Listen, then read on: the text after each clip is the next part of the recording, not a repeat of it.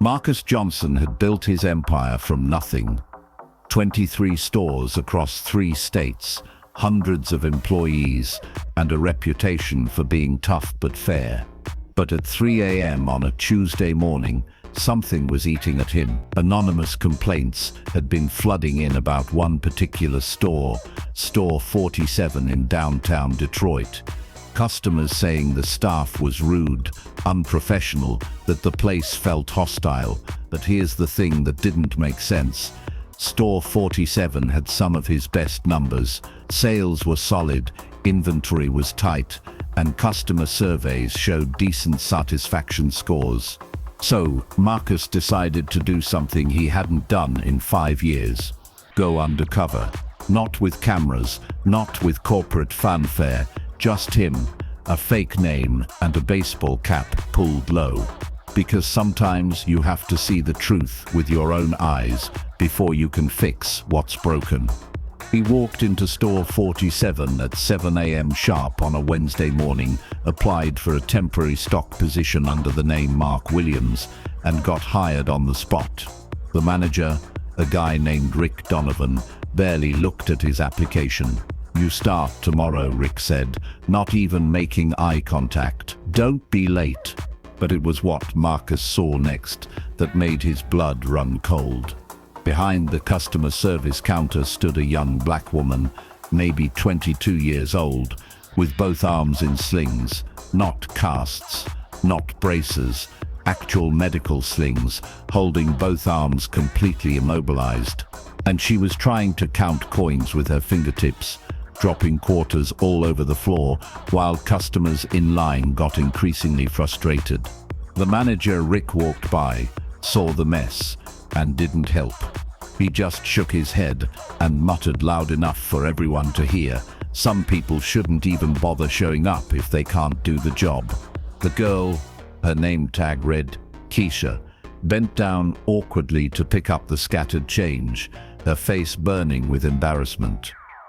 A customer in line actually laughed. Another one said, "Can we get someone competent over here?" Marcus felt his hands clench into fists, but he couldn't blow his cover, not yet. He needed to know the whole story. Over the next 3 days, Marcus watched Keisha struggle through every shift. Both arms completely useless, trying to scan barcodes by holding the scanner between her palms, dropping things constantly, getting yelled at by customers and ignored by her co-workers. But here's what broke his heart. She never complained, never asked for help, never called in sick. She showed up every single day at 6:45 a.m., 15 minutes early, and worked harder than anyone else in the store, despite being physically unable to do half her job. On Thursday, Marcus finally approached her during her break. She was sitting alone in the employee room, trying to unwrap a sandwich with her fingertips. "Hey," he said quietly, "I'm Mark, new guy. Mind if I ask, what happened to your arms?" Keisha looked up, surprised anyone was talking to her. "Car accident 2 weeks ago," she said. "Broke both wrists, tore some ligaments. Doctor says 6 to 8 weeks in the slings." "Why are you working?" Marcus asked. "Shouldn't you be on medical leave?" Keisha's face tightened. "Rick said, if I can't do my job, I can find another job. Said the company doesn't pay people to sit at home feeling sorry for themselves." Marcus felt his chest tighten. "That's not legal. You have rights." "Rights?" Keisha laughed, but there was no humor in it. "Mister, I'm a single mom with a 4-year-old daughter. I miss work. I lose my apartment. My daughter goes into the system. So no, I don't have rights. I have survival." That's when Marcus knew he'd heard enough. But what happened next was something he never could have prepared for. Friday morning, Marcus was stocking shelves in aisle 7 when he heard shouting from the front of the store. He dropped the cereal boxes and ran toward the sound, and what he saw made him stop dead in his tracks. A customer, A big guy in an expensive suit was screaming at Keisha. She'd apparently dropped his change again, and he was losing his mind. "What kind of ghetto operation is this?" he was yelling. "Get me someone who speaks English and has working hands." The other customers were staring, some recording with their phones. Keisha was standing there, tears in her eyes, trying to bend down to pick up the scattered coins with her fingertips. And Rick? Rick was standing behind her, arms crossed, not saying a word, not defending his employee, not de-escalating the situation, just watching a young mother get humiliated because she had the courage to show up to work with two broken arms rather than lose her job. That's when Marcus stepped forward, but not as Mark Williams, temporary stock guy, as Marcus Johnson, CEO and owner of every store in the chain. "Sir," Marcus said, his voice carrying across the suddenly quiet store, "I need to speak with you now." Rick looked up, annoyed.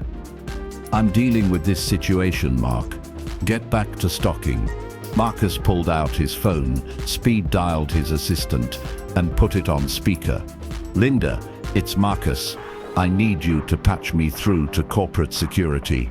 I'm at store 47, and I need Rick Donovan's employment terminated immediately." Rick's face went white. The angry customer stopped yelling. Everyone in the store was staring. "Also," Marcus continued, still on speaker, "I need you to call our legal department. We're going to be reviewing our policies on medical accommodation, and I want to make sure we're not violating federal law." Then Marcus turned to Keisha, who was staring at him like she'd seen a ghost. "Keisha," he said gently, "you're going on full medical leave, effective immediately, with pay. And when you come back, you're getting transferred to our corporate training program." "I don't understand," she whispered. "I own this company," Marcus said. "And what I've seen here this week is not who we are. It's not who we're going to be." The store was dead silent. You could have heard a pin drop. Rick finally found his voice. "You can't just..." "I can," Marcus cut him off. "And I am. Security will escort you out. Your final paycheck will be mailed."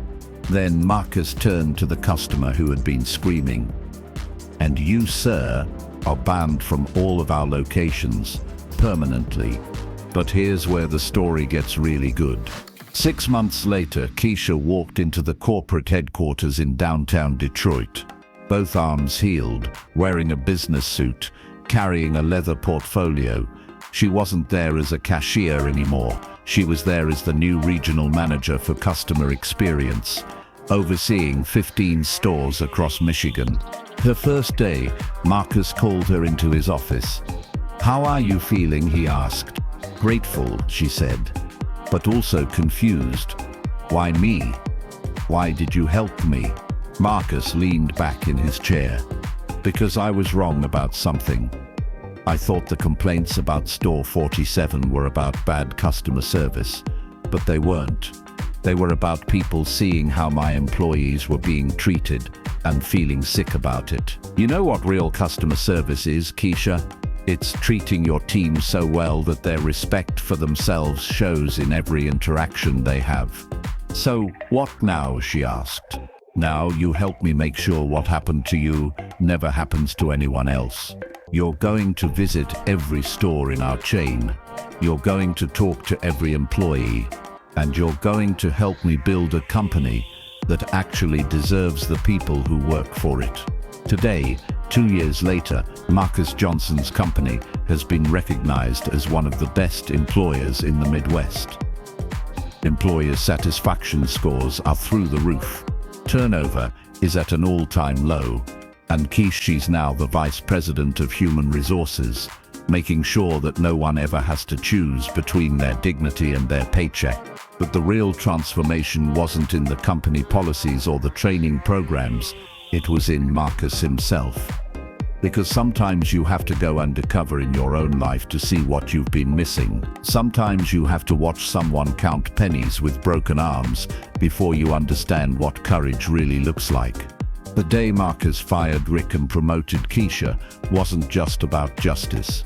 It was about recognizing that the people who show up when showing up is hardest are the ones who deserve to lead. And sometimes the best business decision you can make is simply choosing to see the person behind the uniform and asking yourself, what would I want someone to do if that were my daughter, my sister, my mother standing there with tears in her eyes, trying to do her job despite everything working against her?